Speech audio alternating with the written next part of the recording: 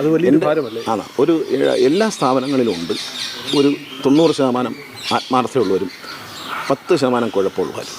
നമ്മൾ ഈ ഒരു ശുദ്ധജലത്തിൽ ഒരു ശകലം അഴുക്ക് വെള്ളം കോരി ഒഴിച്ചാൽ മതിയല്ലോ, എല്ലാം കൂടെ ചീത്തയാകും. അതാണിപ്പോൾ KSRTC പറ്റിയത്. പിന്നെ മോഷണം, സാമ്പത്തിക അപകരണം, ഇതൊന്നും അനുവദിക്കത്തില്ല. ഒരു തരത്തിലും ആരും തന്നെ ഇതിൽ നിന്നൊരു സാമ്പത്തിക നേട്ടം ഉണ്ടാക്കാം എന്ന് സ്വപ്നം കാണുക പോലും വേണ്ട.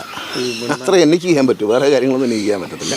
അത്തരത്തിലുള്ള ഒരു കാര്യങ്ങൾ സ്പെയർ പാർട്സിൻ്റെ കാര്യത്തിലായാലും പർച്ചേസിൻ്റെ കാര്യത്തിലായാലും വളരെ നല്ല ഉദ്യോഗസ്ഥന്മാരാണ്. MD ഒക്കെ വളരെ കൃത്യതയുള്ള ഉദ്യോഗസ്ഥന്മാരാണ്. അപ്പോൾ അവരെ ഒരു ബലം പകരുക എന്നുള്ളൊരു മന്ത്രിയുടെ ജോലി യാതൊരു തരത്തിലും എല്ലാ വോട്ടുകളും അടയ്ക്കും, എല്ലാ വോട്ടുകളും അടയ്ക്കുക എന്നുള്ള ലക്ഷ്യമാണ്. അത് വേറെ ആരും നടപടിയും ഉപദ്രവിക്കലും ഒന്നുമല്ല, ചോരാനുള്ള എല്ലാ വഴികളും നമ്മൾ ഈ കഴിഞ്ഞ കാലങ്ങളിലെ ഏറ്റവും കൂടുതൽ കണ്ടത് ഈ ഏതെങ്കിലും നടപടിയിലേക്ക് ഒരു വലിയ നിയന്ത്രണത്തിലേക്ക് മുമ്പ് തൊഴിലാളി സംഘടനകളുടെ പ്രതിഷേധത്തിലേക്ക് എത്തുന്നു, സമരങ്ങൾ പ്രഖ്യാപിക്കുന്ന ഒരു കാലഘട്ടം ഉണ്ടായിരുന്നു. ഇല്ല, അതൊക്കെ മാറി. ആ ഒരു അന്തരീക്ഷത്തിൽ ഇനി സമരങ്ങൾ ചെയ്താൽ ഇതിന് പാടേ നശിച്ചു പോത്തേ ഉള്ളൂ.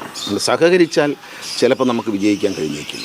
സഹകരിക്കുന്നതിന് പകരം വാശിയോടെ സമരം ചെയ്യുകയും സർക്കാരിനെ മോശപ്പെടുത്താൻ വേണ്ടി സമരം ചെയ്യുകയും ചെയ്താൽ, അങ്ങനെ രാഷ്ട്രീയ ലാഭത്തോടുകൂടി സമരം ചെയ്താൽ അനുഭവിക്കാൻ പോകുന്നത് തൊഴിലാളികളായിരിക്കും.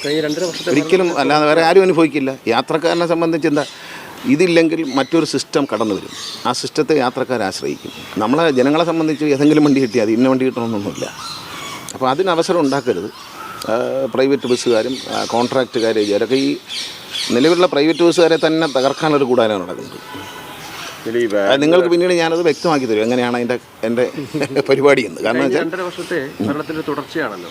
കഴിഞ്ഞ മന്ത്രി ആന്റണി രാജു KSRTC നന്നാക്കാൻ പരമാവധി ശ്രമിച്ചു എന്നൊരു അഭിപ്രായമുണ്ടോ? പിന്നെ അദ്ദേഹം ചെയ്ത ഒരു പരിഷ്കാരങ്ങളെ ഞാൻ വെട്ടിക്കുറയ്ക്കുകയൊന്നും ചെയ്യില്ല. അങ്ങനെ ഒരു നമ്മൾ ഈ ഒരു ഭരണം എന്ന് പറയുന്നത്, ഒരു മന്ത്രിസഭ എന്ന് പറയുന്നത് പോലും ഒരു തുടർച്ചയാണ്.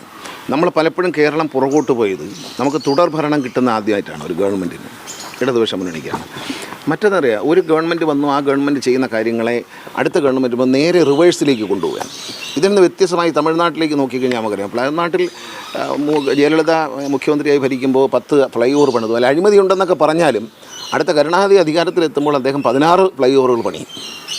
അതിൽ അഴിമതി ഉണ്ടെന്ന് പിന്നീട് വരുന്ന ജയലളിത സർക്കാർ പറയുമെങ്കിലും അവർ 28 ഓവർ ബ്രിഡ്ജുകൾ പണി.